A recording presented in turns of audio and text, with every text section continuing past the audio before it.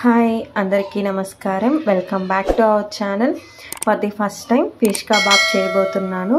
ఎందుకో ఫిషెస్ని చూస్తే వాటిని టచ్ చేయాలనిపించదు. అలాంటిది వాటిని తీసుకొచ్చి వాటిని క్లీన్ చేసి ఇలా ఫిష్ కబాబ్ అయితే చేయబోతున్నాను. సో తినడం అయితే ఇష్టం, కానీ వాటిని టచ్ చేసి వాటిని క్లీన్ చేయడం అయితే అస్సలు నచ్చదు. సో నాలాంటి వాళ్ళు చాలామంది ఉంటారు. తినడం ఇష్టం కానీ వాటిని చేయడం మాత్రం నచ్చదు. సో అలాంటి వాళ్ళు ఎవరైనా ఉంటే కింద కమెంట్ చేయండి. సో ఇప్పుడు ఫిష్ కబాబ్ ఎలా చేయాలో చూసేద్దాం రండి. ముందుగా కబాబ్ పౌడర్ తీసుకున్నాను. కబాబ్ పౌడర్ మనకి నార్మల్గా షాప్స్లో, బయట షాప్స్లో కూడా దొరుకుతుంది.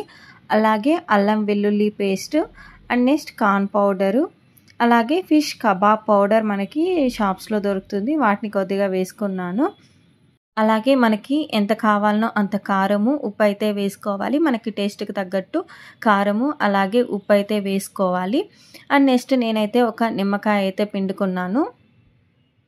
ఇలా మొత్తం మసాలా ఐటమ్స్ అంతా వేసుకున్న తర్వాత మంచిగా అయితే మనము ఆ మసాలా అంతా బాగా మంచిగా చేపలకి అయ్యేటట్టు కలపాలి.